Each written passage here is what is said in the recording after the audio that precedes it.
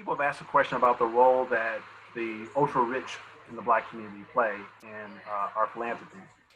Is there any special? This question is for anyone, Latasha or Nicole. Is there any particular role that the ultra rich? When I say ultra rich, we're not just talking about folks that. So in the Black community, one percenters start at like 1.3 or 1.5 million dollars, something like that now.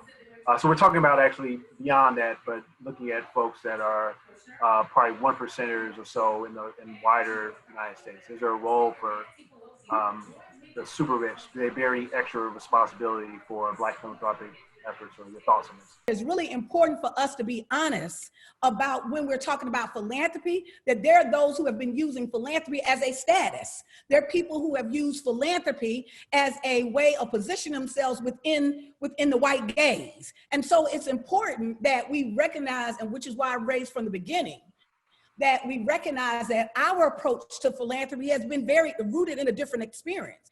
Our approach to philanthropy was not rooted in taxes or a tax break or the white folks liking us necessarily. Our philanthropy has been traditionally tied into us being self-determined, that there has been a self-determination framework for that. And so I think that if I were to say, that those folks folks who are in the 1%, right?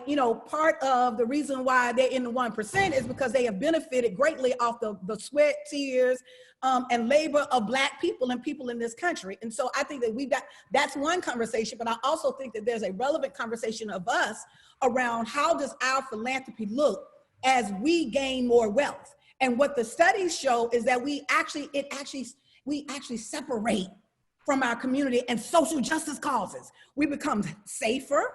We don't want to fund power building. We become less political.